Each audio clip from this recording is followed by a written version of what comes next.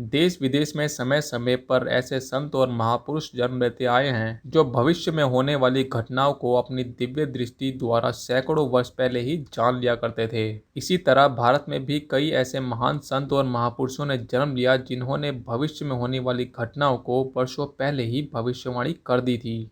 भारत के एक ऐसे ही महान संत और महापुरुष थे संत अच्युतानंद दास। वे 16वीं सदी के कवि, दृष्टा और एक वैष्णव संत थे। अच्युतानंद दास का जन्म 10 जनवरी 1510 को उड़ीसा के जगन्नाथपुरी में हुआ था और उनका निधन 1631 में हुआ था।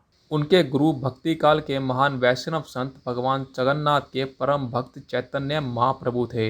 उनकी माता का नाम पद्मावती और उनके पिता का नाम दीनबंधु खुटिया था। उनके दादा का नाम गोपीनाथ मोहंती था जो जगन्नाथपुरी के मंदिर में मुंशी थे। त्यूचानंद जी का जन्म जगन्नाथ मंदिर में प्रार्थना के बाद हुआ था, जिसके बाद उनके पिता को सपना आया कि दिव्य गरुड़ पक्षी उनके लिए एक बच्चा लाए हैं। पौराणिक कथाओं में उन्हें गरुड़ का अवतार माना जाता है। ऐसा माना जाता है कि अच्युतानंद दास सतयुग से कलयुग तक जन्म लेते रहे हैं।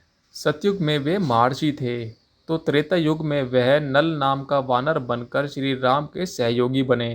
द्वापर युग में वह पुनः सुदामा बनकर जन्मे और कल युग में वह अच्युतानंद दास के रूप में जन्म लिया। कहा जाता है कि उन्हें भूत, वर्तमान और भविष्य देखने की शक्ति प्राप्त थी। वे एक महान लेखक थे और वे उन 5 व्यक्तियों में से जिन्हें पंचसखा कहा जाता है। वे पंचसखा थे जगन्नाथ दास, बलराम दास, जसवंत दास, अनंत दास और अच्युतानंद दास। ये वे लोग थे जिन्होंने संस्कृत ग्रंथों को स्थानीय भाषाओं में अनुवाद करके पूर्वी भारत में आध्यात्मिक क्रांति ला दी थी। पंच सखाओं में संत अच्युतानंद दास सबसे छोटे थे। वे एक प्रखर साहित्यकार भी थे।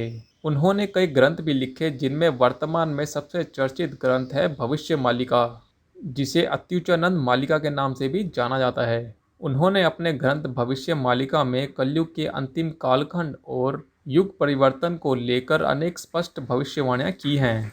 आइए जानते हैं उन्होंने कलयुग के अंत को लेकर क्या क्या भविष्यवाणियां की हैं। भविष्य मालिका के अनुसार कलयुग के अंत में जीवन देने वाला सूर्य जीवन लेने वाला बन जाएगा। आसमान में 2 सूरज दिखेंगे। रात के अंधेरे में युद्ध का बिगुल बजेगा।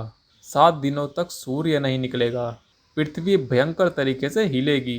गांव, कस्बे और शहर तबाह हो जाएंगे। विश्व भर में जनसंख्या बहुत कम रह जाएगी। विश्व भर में बचने वाले लोगों की संख्या 64 करोड़ रहेगी, जिसमें 33 करोड़ भारत में होंगे। मानव बस्तियों में जंगली जानवर, सांप, बिच्छुओं का हमला होगा। समुद्र का जल स्तर बढ़ जाएगा जिसमें उड़ीसा के 6 जिले डूब जाएंगे और 2023 में उड़ीसा में जल प्रलय आएगा और 2024 में बहुत बड़ी त्रासदी आएगी जिसमें लाखों लोग मारे जाएंगे। समुद्र का जल स्तर इतना बढ़ जाएगा कि जगन्नाथ की 22वीं सीढ़ी तक जल आ जाएगा। तब वहां भगवान को दूसरे स्थान पर ले जाना पड़ेगा। कलयुग के अंतिम चरण में लोगों के मन से धर्म, संवेदनशील, प्रेम, संस्कार नष्ट हो जाएगा। जो लोग धार्मिक और भक्त होंगे उनका मजाक उड़ाया जाएगा। धीरे धीरे आस्तिकों की संख्या घटेगी और संसार 2 भागों में बढ़ जाएगा, आस्तिक और नास्तिक। संस्कार लुप्त हो जाएंगे। बुजुर्ग और शिक्षकों का आदर नहीं होगा। अज्ञानी, धूर्त व पाखंडी लोग गुरु बनकर लोगों को छलेंगे। महिला व पुरुष व्यभिचारी व अश्लीलता में लिप्त हो जाएंगे। पुरुष का पुरुष से तथा महिला का महिला से अप्राकृतिक समलैंगिक संबंध बनेगा जिसे मान्यता दे दी जाएगी।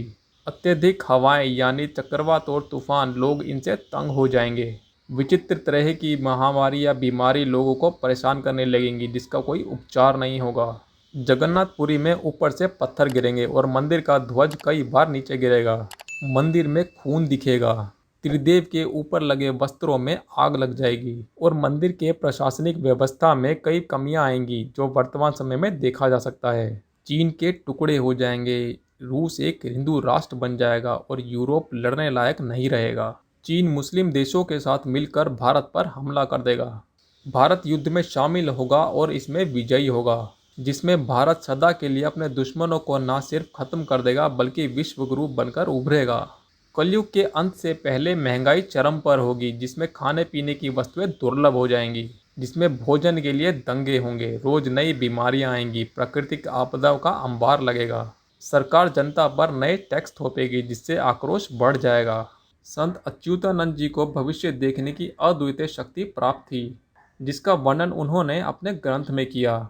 भविष्य में यह कितना सत्य होगा उसका उत्तर अभी समय के गर्भ में है, परंतु अभी तक के लक्षणों के आधार पर उनकी कई बातें अधिकतर सत्य सिद्ध हुई हैं। संत अत्युच्चानंद जी ने कल के अवतार के बारे में भी भविष्यवाणी की है, जैसे वो कहाँ जन्म लेंगे, उनका साथ कौन कौन से महापुरुष देंगे और वह क्या क्या काम करेंगे। संत अत्युच्चानंद जी ने कल की अवतार के बारे में अपने ग्रंथ में क्या क्या लिखा है, ये सब हम आपको अगली वीडियो में बताएंगे।